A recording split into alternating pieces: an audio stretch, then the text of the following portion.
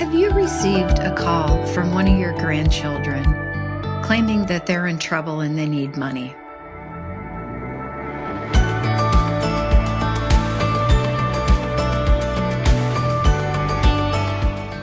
Welcome to Let's Talk About Scams.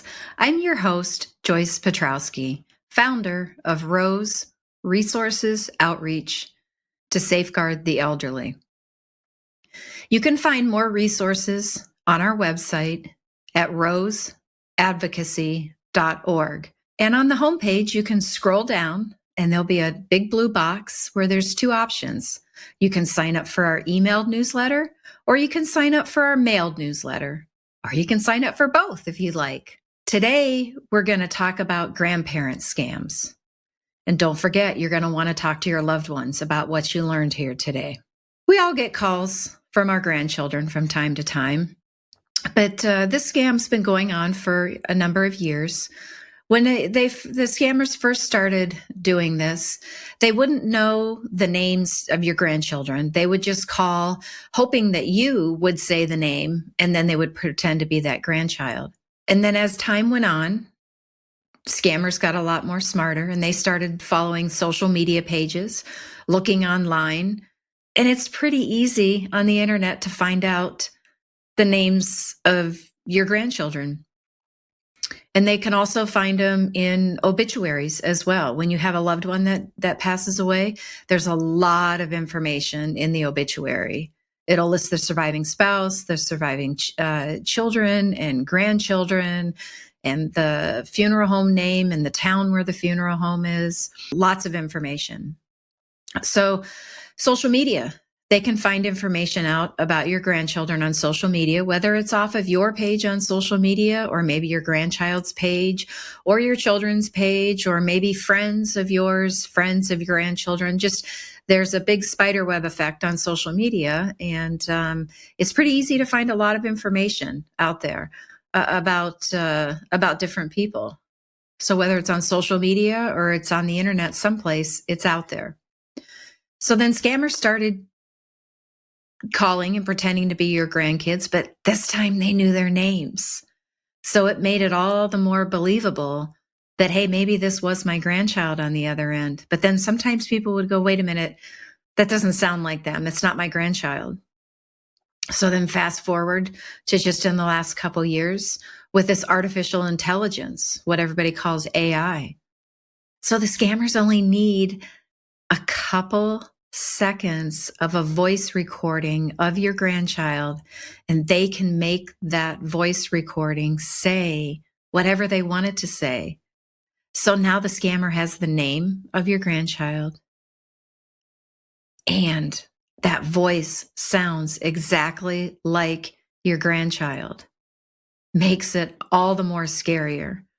And it makes it all the more believable that it is actually your grandchild on the other end of that phone that's claiming to be in trouble and they need help. So that's what the scammers are doing with the grandparent scam. First of all, they're going to make that contact.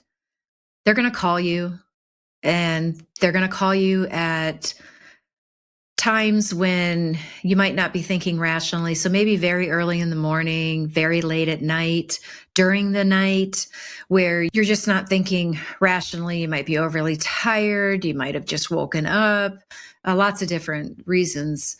And they're going to put that emotional fear in you, and they're going to play off of that fear.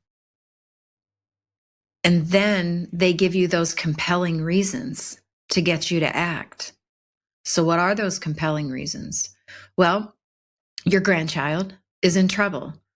Could have been that they got in an accident. Could have been they got pulled over by the police. They're in jail and they need money to get out of jail, or they're in the hospital, or they're being sued and they need money for attorney fees. There's a whole slew of reasons as to why they need the money. And then once you're in that emotional state of fear and they've given you that compelling reason, is when they're going to ask for money right away. And they need the money right away. And don't tell mom and dad, don't tell anybody. I'm going to get in so much trouble if my parents find out. Sometimes if they claim that there's a lawsuit, they might even say the judge put a gag order on it. So you can't tell anybody. Lots of different reasons. So you need to know with this scam, usually when you engage, and if you unfortunately do fall victim to this, they are going to call you back. And it's not just one person, they have a whole group of people because they're playing out these elaborate schemes. So let me give you an example of what more than one person has shared with me that they knew somebody who has fallen victim to this and how it played out. So they get a call claiming to be their grandchild, and the grandchild's in trouble. They've been in an accident and it was their fault. So they're in jail and they need money to get out of jail. So you send them the money to get out of jail. Well, then maybe the next day, the next week, a couple weeks down the road, you get another call and your grandchild is being sued from the accident. And they now need to hire an attorney and they need money for the retainer, for the attorney fees. And then you pay that. And then a couple weeks later, you get another phone call. They've used all of that money on the retainer and they need more money to continue fighting the case. So you see how this just goes on, and they just make up this really elaborate story, and they just keep evolving the story. And before you know it, you've given up tens of thousands of dollars. You've sent that over to them, the scammers. And sometimes, unfortunately, it might end up being in the, $100,000 or more that's been sent over to the scammers. So what can you do now that we know how the grandparent scam works? What can you do to protect yourself? Well, let's go back to those 3 items that we've talked about before that you could really use with just about every scam. Okay. The first one is be aware of your emotions. Now, I know that's easy to say, and it's hard to do when you're in that emotional state. It is hard to be aware of your emotions because you're in that emotional state. So that brings us to the second tip, and that would be having that trusted person that you can talk to. Before you do anything, you could call that trusted person and you could say, hey, this is what's going on. I got this phone call. Could you, help me figure this out? And your trusted person is in a rational state. So as you're talking to them, you might all of a sudden come out of your emotional state and go into the rational state and then understand that this is really a scam. Or it takes the conversation with your trusted person to determine that, hey, this is really a scam. And then the third part we've talked about before, verify before you trust. So this is a really good scam where you could verify by calling your grandchild with that verified phone number that you have for that grandchild. That's your way to verify what's going on, if they are really truly in trouble or not. But what happens if you can't get a hold of that grandchild? Well, if they have siblings, call their siblings and see if you can get in touch with them. Call their parents. Even though they said, don't call my parents, I'm going to get in trouble, call the parents to verify. Find out what's going on. Now, you might not be able to get a hold of anybody right away, but that's okay. You just slow down and you just take time and give it some time for the grandchild, one of their siblings, the parents to get back in touch with you. Because the majority of the time, that call is going to be from a scammer. Okay? So that's your way to verify. You have that verified phone number of that grandchild, and you're going to want to use that to call and verify what is going on with that grandchild. Now, another good tip that you could have with this is if you've heard of silence unknown callers, well, that's a setting. It's in your cell phone, no matter if you have an Android or an Apple. It's in your phone settings, and it's called silence unknown callers with the Apple phones. And I believe in the Android phones, it's called block unknown callers. But if you turn that on, then your phone will not even ring if the call is coming from a phone number that is not in your contacts. Okay. So your grandchild phone number is in your contacts. So you know if it was a call coming from that grandchild, it would have rung through. But it didn't. It went right to voicemail. And whoever it is could leave a voicemail, but there's a good chance the scammer's not going to leave a voicemail. And then the phone number will show up in your call history.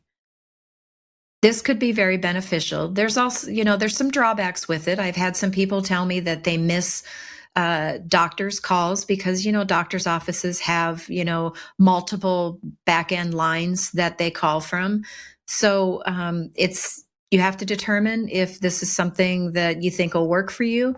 And like I said, it's in the phone settings, silence unknown callers or block unknown callers. You can turn it on and turn it off as much as you want. But it might be something that would work for you if your phone is just constantly ringing off the hook.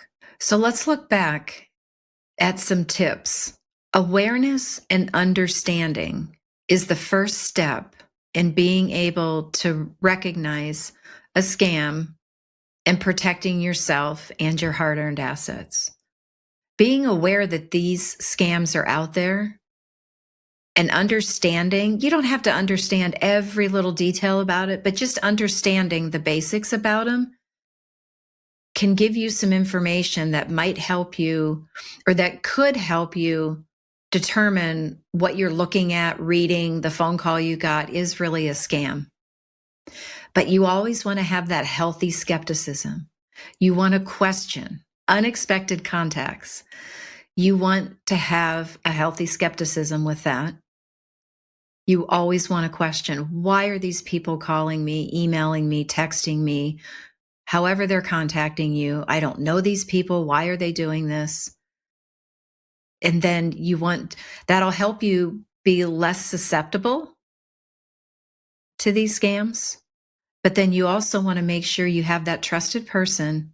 You slow down, and before you do anything, give out any personal information, any money, you have that trusted person that you can talk to about what's going on.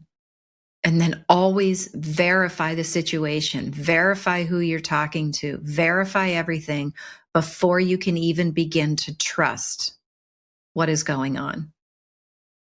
So in closing, remember to be skeptical with that unexpected contact, slow down, and take the time to talk to your trusted person and always verify before you can trust. And remember that scammers are always trying to get your personal identifiable information and your money. Scams can happen to anyone. So talk to your loved ones about what you learned here today. You can find more resources on our website at roseadvocacy.org. You can follow us on social media. The Facebook and LinkedIn icons are on the top of the homepage, and we're going to have an Instagram channel soon. And then part of the way down on the homepage, there's the blue box where you can sign up for our emailed newsletter and or our mailed newsletter. If there's a topic that you would like us to discuss on the podcast, send us an email at info@roseadvocacy.org, and we'll look into it. And hopefully we'll have it on one of our future episodes. So thank you for joining me today. And remember to talk to your loved ones about what you've learned here and click that subscribe button so you don't miss any of our episodes on the Let's Talk About Scams podcast.